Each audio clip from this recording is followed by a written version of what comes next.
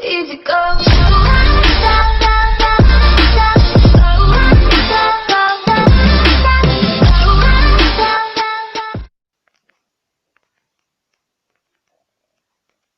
Salutare tuturor!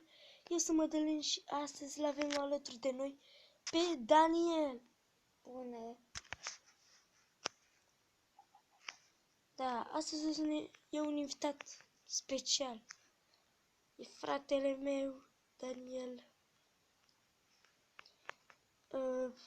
Astăzi ne jucăm un joc de ascunde blocul. Vom ascunde un bloc pe dreptunghiul ăsta. Deci da, l-am făcut, dar cam micuț. Dar lasă că merge, eu am niște ascunzători deja. Nu merge să-l ascundem sub pământ. Atâta vă spun. Păi să putem să-l punem atât. Și în copaci, pe copaci. Peste tot. Doar sub pământ avem voie. Eu am culoarea verde, deschis. Tu, Daniel, ce culoare ai? Păcătăriu. Bine. Să știți că merge și în acea apă. Pe acea particică. Da. El nu are niciun canal de YouTube încă. Ar putea să-și facă și el, dar nu acum. Da? Dacă vă place acest episod și dacă vreți să continuăm această serie cu Daniel, dați like și abonați-vă. Apăsați clopoțelul pentru a primi de fiecare dată notificare când postez ceva. Așa. Deci vom începe acum. Daniel, vine aici sus. Deci vom începe. Tu, cine zici să bagă primul? Bag eu sau tu? Eu. Bagi tu, bine. Vino aici pe sus. Și uite, aici o să stai. Fața spre încolo. Așa, vino aici. Bun, stai acolo. Am 15 secunde să ascund blocul. Start.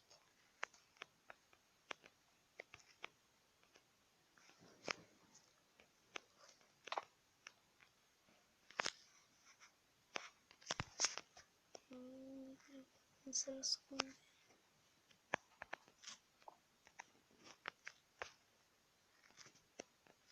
Blocul l-am ascuns, dar nu începe căutarea până nu sunt și eu la start.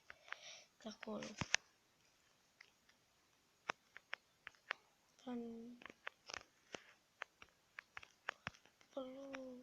Pot să încep căutarea acum. Eu mă voi chini să văd. Pune așa. Încep căutarea.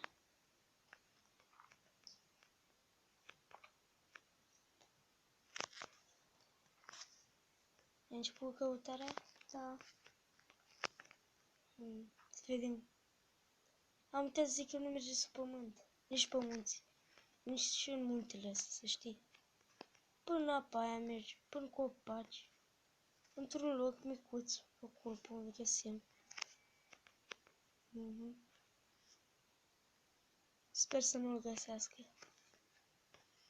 Dacă va găsi, va fi rău pentru mine. Mai ai doar 20 de secunde.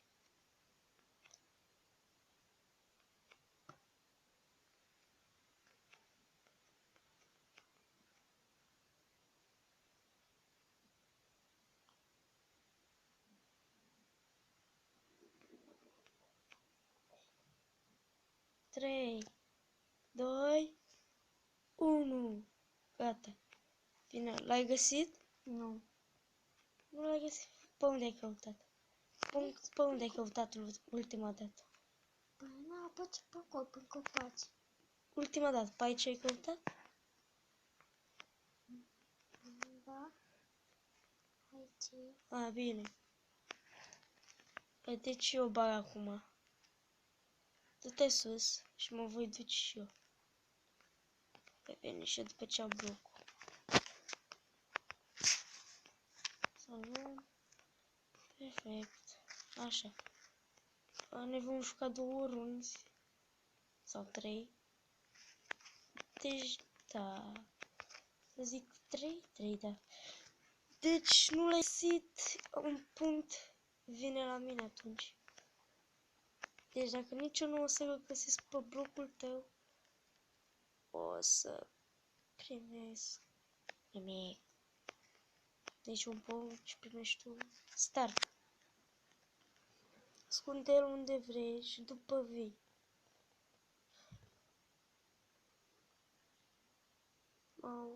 M-a durat ceva. A, da, și vreau să vă mai zic că s-ar putea să mai postăm un nou joc pe acest canal. Și mă refer la Brawl Stars. Dacă vă place, o să începem o serie cu el și să ne jucăm. Facem box opening-uri. Pușăm brawleri. A, deci gata, hai. Mă duc să caut. Mă duc să caut. Mă duc pe aici. Poate le ascuns la măsușul.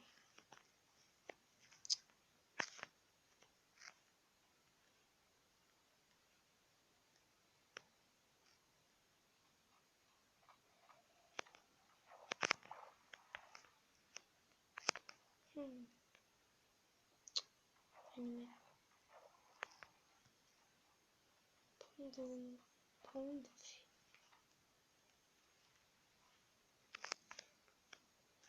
Am 30 de secunde.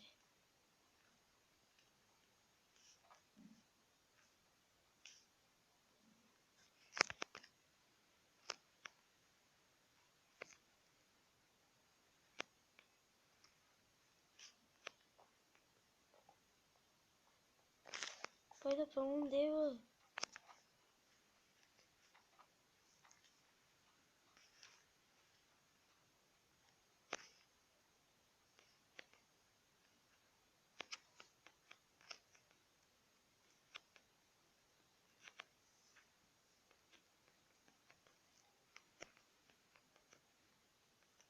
În 10.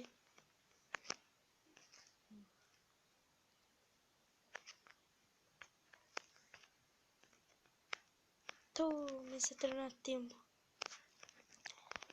Unde l-ai ascuns? Arată și mie.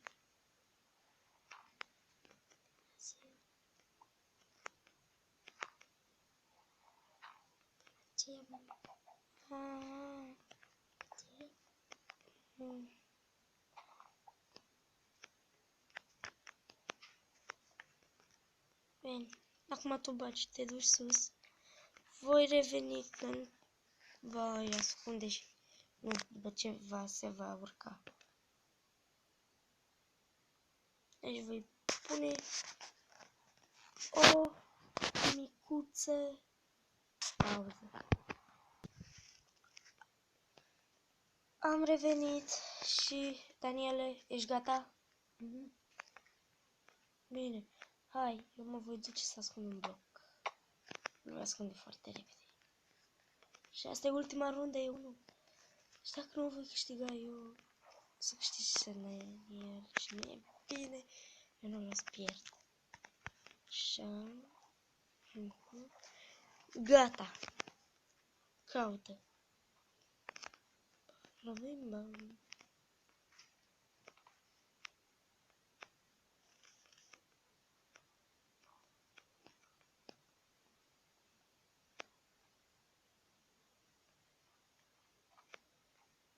L-ai găsit? Da. Păi, dar cum l-ai găsit? Cred că nu trebuia să-l ascund acolo. E bine era dacă l-ascundeam. Tot acolo unde l-am ascuns prima oară. Deci da. Dacă vă place acest episod și dacă vreți să continuăm această serie cu Daniel, apăsați butonul de like și abonați-vă.